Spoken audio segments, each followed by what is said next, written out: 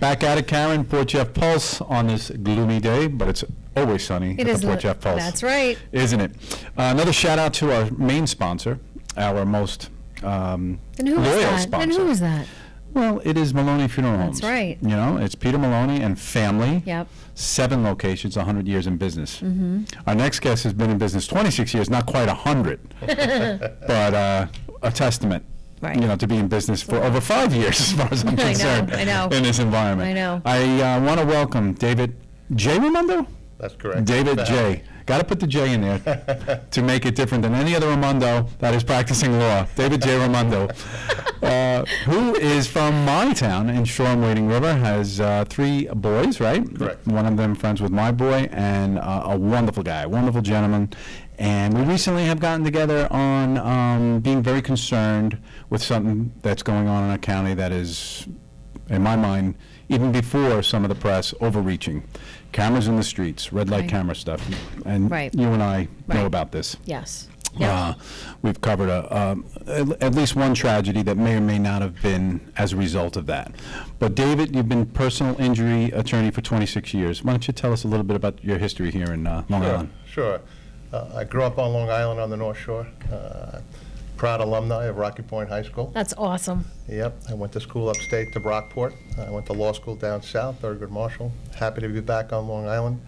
I've been representing victims of personal injury for about 26 years now. Congratulations. Thank you. Thank Wow. you. I've maintained close ties with the community that I grew up in, the town that I'm in now, Shoreham Wading River. Yeah. I raised all my kids there. They've all graduated from high school there.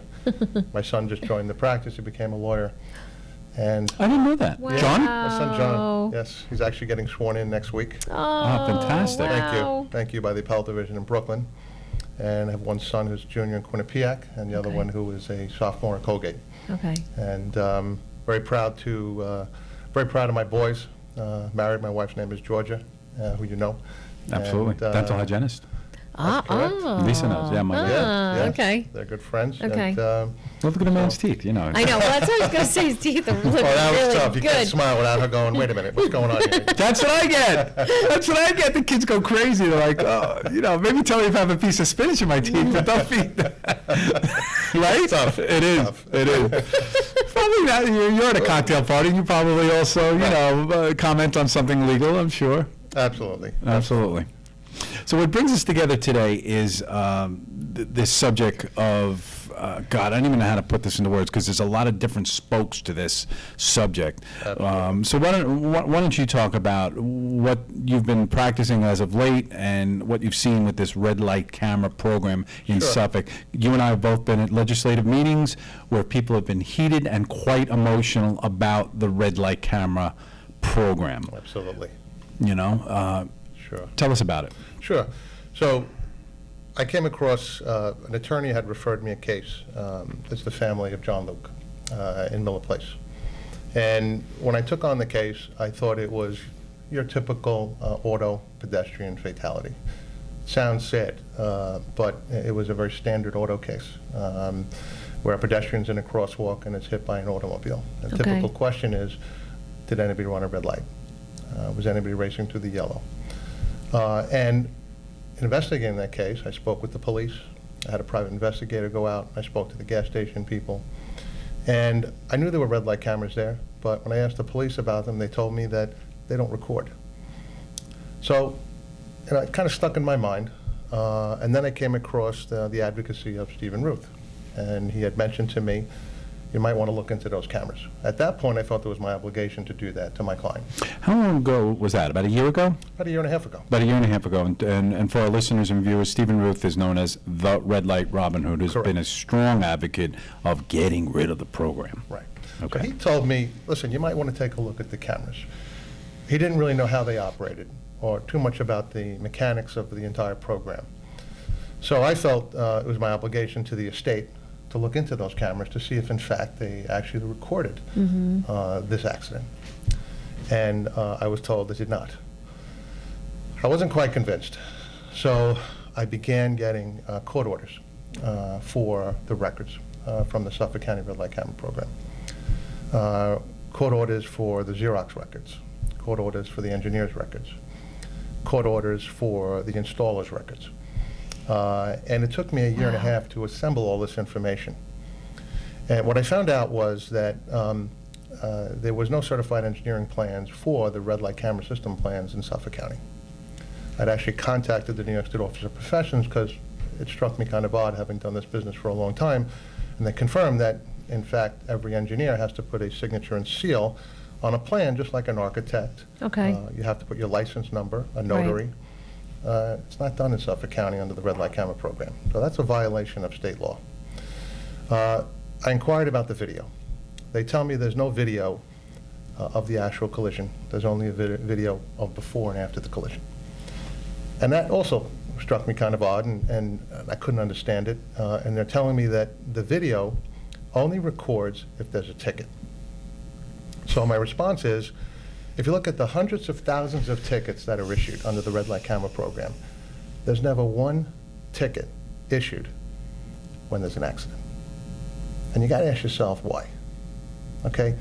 I believe it's because they don't want you to see what the yellow amber time is at the time of the collision. And why would they give me before the collision and after the collision and the poor child's body in the roadway, but they can't give me the actual collision? So I don't believe that. I don't believe it. Yeah. So what I did was I made a motion against the County of Suffolk and Xerox to hold them in contempt of court for failing to give me the video and the raw data that goes into making the annual reports that they issue every year, which, by the way, hasn't been issued since 2014. We haven't seen the data Right. from 15, we haven't seen the data from 16. So let's define the word Xerox. That's a company that's involved in making and installing the lights, or at least making the Or lights. the manufacturer Of the lights. technology. Of the Well, technology. Correct. Xerox is a New York State corporation. 2 weeks before the latest tragedy in Miller Place, they changed their name to Conduit, Inc. Just found that out. Now, that's another issue, because the Suffolk County Red Light Camera Program has a contract with Xerox. First, it had one with ACS. They changed their name to Xerox, and now they're changing the name to Conduit. So all of this creates a real appearance of impropriety, especially with all of the issues that have surrounded the accidents. And I have to say, I've been retained by quite a few people that come to me and don't necessarily blame the other driver. They blame the red light cameras. In fact, I have a case in Mount Sinai where the other driver said that he stepped on the gas to avoid the red light camera. He gunned it while my client was making a left turn. The 2 other vehicles came to a stop. He gunned it to beat the red light camera. T-bone accident. So that's not an unbelievable statement, because everybody sitting in this room and ourselves have done this. And I've maintained that depending on your propensity for risk, for example, I'm a risk taker, I would probably go through a yellow light. Really. Correct. And somebody who's possibly my wife, for example, it's a perfect example, would stop. I would stop. Boy. So am I Other getting than somewhere being a here? dental hygienist, our wives have a lot in common. Yeah. She's a I very would stop. defensive driver. I'm a very offensive driver. Exactly, Right. exactly. So Right. that's not unbelievable. And so the whole program, to me, negates the human factor completely. Robots controlling Well, the system. It's the cameras, robots, but it's human factors that go into this. It's the Right. science of human Right, factors. which There you is can't this- predict. There is a specialty out there, and it's called the science of human factors. It's what we do. For example, the Shoreham bypass. Do you remember when that first was built? Yeah. There were constant crossover collisions. So they put in that strip down the bypass that it sort of rattles when you go over it. I don't think there's been one since. So there's a science of human factors that say, hey, we need to see what human behavior does with respect to a particular intersection. Right. Does Or any other that, type does of- that enter this at all? Absolutely. Red light cameras. No, I mean, does it enter, have they planned for it? The answer is no, right? That they haven't planned for it. They're just When you putting a say system they. to, Xerox and the county, have they? Well, that's a good question. Right. They promote this entire red light camera program As safety. to say it's about safety and changing driver behavior. Well, the 2014 report said that it demonstrates an increase in hit and the rear accidents. So it affects driver behavior for sometimes better, but mostly worse. So you have to look at both sides. I Right. don't think cameras are bad in all circumstances. I've said that over and over. I think cameras can be good. Right. And I think the constant speeder, the reckless individual should be caught on a camera. But when you shorten yellow amber times to enhance revenue and put people's lives at risk, Criminal. I see it every day. I see it every day in my business. And majority of lawyers don't consider what happens with red light cameras. And I understand why. It's a practical reason. To go after the red light camera company and the county on every run-of-the-mill auto accident. Right. You're talking years of litigation. And fortunately, the Luke family wanted me to do this. They wanted me to pursue That aspect. Xerox. They Right. wanted me to pursue, and they're non-parties in my case. I've sued just the individuals. They are all non-parties. I had mentioned to you earlier that I had filed a contempt motion against the county and Xerox. I filed a contempt motion asking for the videos and the raw data that goes into those annual reports, because I don't necessarily believe the annual reports are accurate.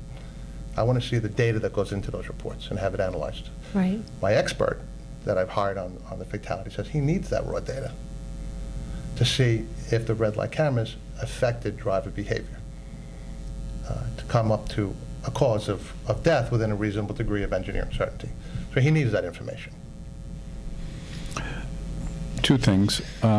We had talked off camera about the fact does data exist that would show the number of fatalities or serious accidents before the cameras existed. Do we have that data? Do you have that data? I do have a lot of FOIL information on that data. I do. I don't have it with me, but I do have the last, from actually the Miller Place intersection, I have the entire data for the last 5 or 10 years. Okay. And there was a traffic study at that Miller Place intersection, which I have. And that data does show how many accidents there were at that intersection within the last 10 years prior to the red light camera program.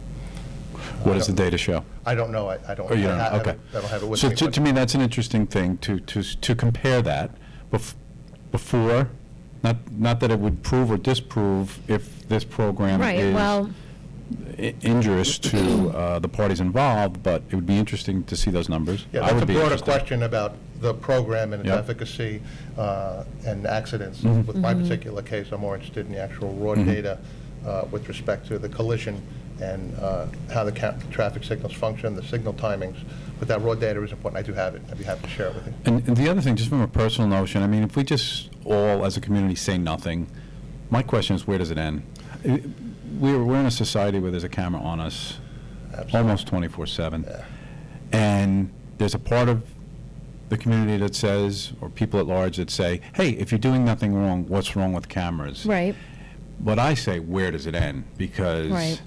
it's a huge invasion of privacy. Absolutely. Just the fact that this little device knows where I've been, whether you turn it off or not, for the last 30 or 60 days, I don't like where it's going. Right. Because it's called creeping. Absolutely.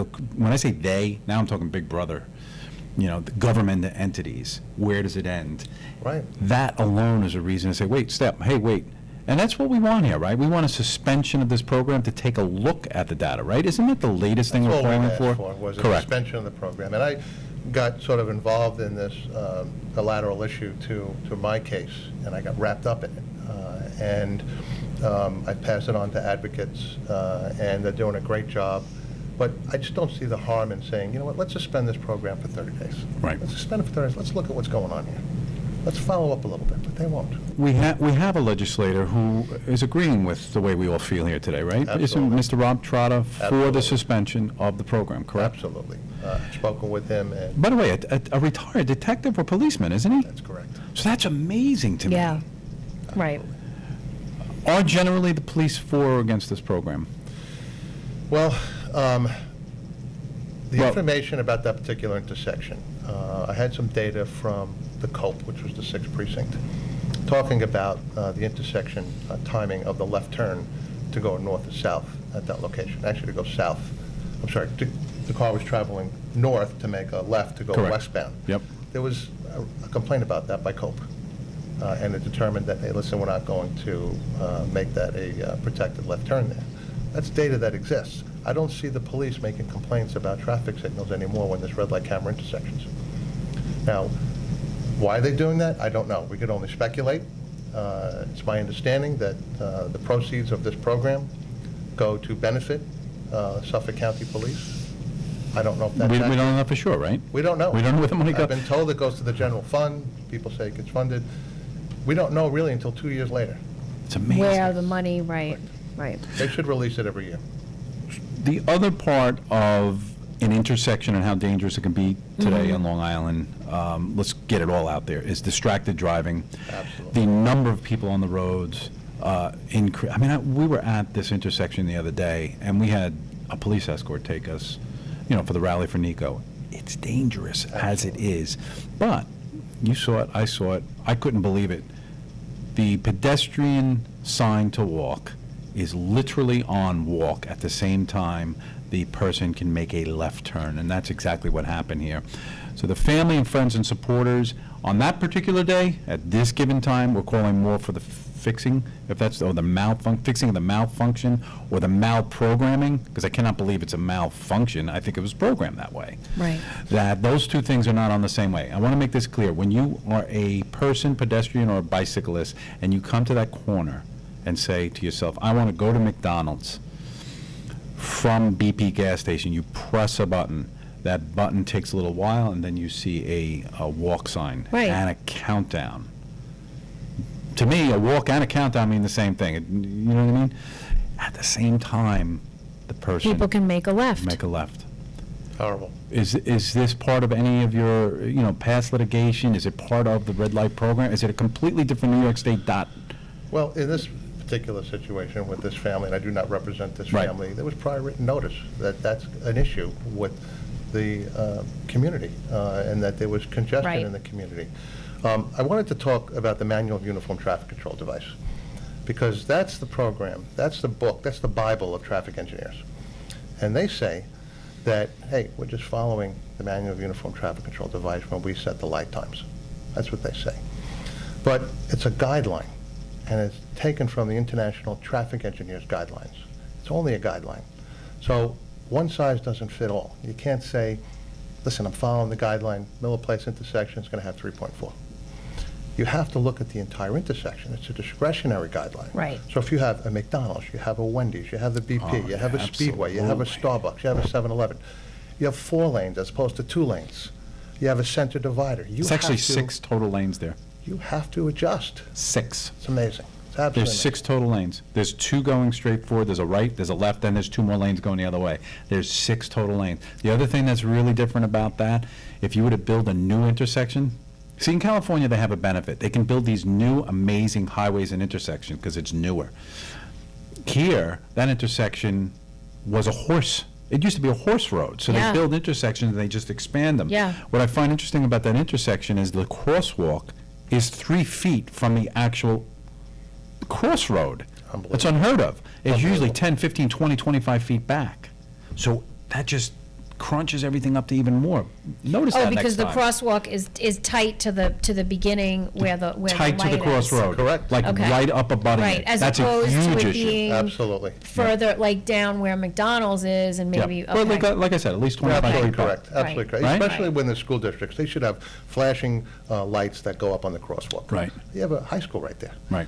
You have Rocky Point, Yaphank, yes, Rocky Oh, Point. that other, where the 7-Eleven is in Rocky Point, Rocky Point? Yaphank, Rocky Point, Yeah. Halleck Landing, and 25A, there's a red light camera at that location. Yes. Huge revenue generator for Suffolk County. High school right there. Miller Place, same thing, huge revenue generator, right there. Mount Sinai Quorum Road, 25A, another huge generator. Those 3 intersections right now are the highest revenue generating and the most serious in terms of the threat to public safety. And I almost, I see it every day. It's affected me. I can't say it hasn't affected me. It has affected me on a personal level because I see what's happening. I know why it's happening. And, you start this practice as a young lawyer and you litigate and you handle cases. It's just like being a physician, I guess, working in an emergency room. Want to have to go to families who have passed away and talk about their loved ones or try and put people's lives back together. It's tough. It's not easy. But this feels like you see, we all saw the movie of the 3 Mile Island where there's things that just like more truth is breaking out. And it really can turn into, I don't want to say things out of turn here, but it feels like a conspiracy to me. Some slick salesperson from Xerox came into That's the exactly county what of Suffolk and said, That's exactly right. that's exactly what The happened. snake salesman that came in and says, we got a great deal for We you. got a great deal for you. P.T. Bonham, here we go.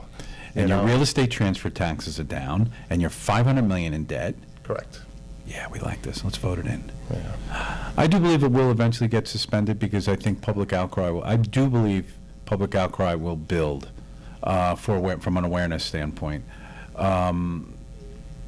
When people really understand, and I hope this show becomes part of that really understand, instead of just, you know, seeing a couple of things here and there on Facebook. We need more, bigger news on this, I Yeah. think. It's very I important. think it's wonderful that you're talking about this. You know, it's a matter of public safety, and what you're doing for the people right now is a tremendous thing. You're making awareness. You know, more people, it's the red light cameras, you know, the red light cameras. Right, it's almost Robin becoming Hood, it's, passe, yeah. You know, here he goes again, you know, but people are not doing this for compensation. They're Yeah. doing it because... I give Steve, you know, we use the word for Stephen Ruth, you know, the lightning rod. I do give him credit for bringing this out. He does, he has professed himself that, you know, this came to him through even his pastor when he started this. I think it's great that he brought it out. I really do. I know people have Absolutely. opinions about the way he goes about things and what he's done in the past, but I'm saying but if he's- it's uncovered something Right. to start, then Right. he's done And his he's job. made it a little more transparent, and people are now talking about it Right. and having Correct. a conversation. Absolutely. So, and that's the only way that we're going to continue to hopefully make a difference and make a change. So if people feel strongly about this subject that we've approached today, they should go to ledge meetings or no? Absolutely. Or no? Should Well, they write? The legislators have earplugs in. It goes right through them. I actually spoke before the legislature last February. And when I was speaking, I was talking about the Luke intersection. And I actually gave a handout talking about the timing and how I felt based upon what my expert told me that there was a problem there. And they looked right through me. Right through. It's almost like they don't want to, for a second, ever think that they were responsible. And they shouldn't look at it like that. They're legislators. They should be listening to their constituents. Am I Well, right? they're supposed to be. Right? Absolutely. I mean, why look through somebody? And I've heard people say that. I would, you know, it's important, you know. Falls on deaf ears. And Why not even come out with a statement or be there and say, look, we want to support and, you know, maybe we'll have one of those legislators on the show because I do want to hear Yeah. they're part of it, you know. I think at this point, they have egg on their face. They don't know Okay. how to get out. Okay. You know? Well, because then they have to admit that Correct. it's wrong. That the program has a lot of faults and cracks in it, and they're going to Absolutely. have to come clean and admit that to the public. Okay. But you know what? I'm okay with that. Yeah. Because I would rather you have that than deny. Right.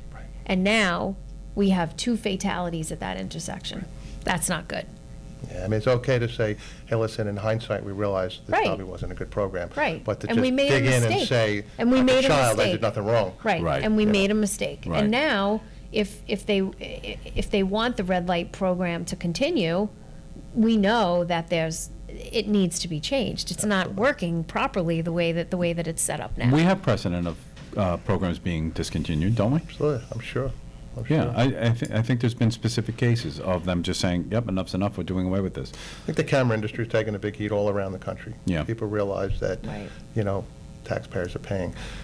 In this particular case, the county was so short on money, they added an additional $30 administrative fee on top of the $50 fine. Yeah. Oh, nice, very Yeah. nice, thank you. So- Yeah. Thank you, Ken. It was 50, they added 30. The vehicle and traffic law says that you can charge a $50 penalty, so they tacked that on, so now the ticket is $80. And my firm commenced a class action lawsuit against them based upon that administrative fee alone, saying that the legislature did not authorize administrative fee. They say we can charge anything we want because it's what they consider home rule. King can do no wrong. We need the money, we can tack on a fee. Right. The program contents say that this program is at no cost to the taxpayers. That's what the program says. Right. So what this is essentially Unless is- you've broken the law, right? Allegedly. Well, the $50 penalty. but- Correct, but not that additional $30 fee. Correct. They're saying they can offset the Right. cost of the program and whatever it costs to administer the program. But for example, if you're making $42 million in 2014, you certainly don't need to make another $10 million in Right. administrative fees. Right. And $10 million is certainly not, something you need to offset the cost of the program. Amazing. Crazy. So this is a story we are, maybe halfway through at this point, we'll see.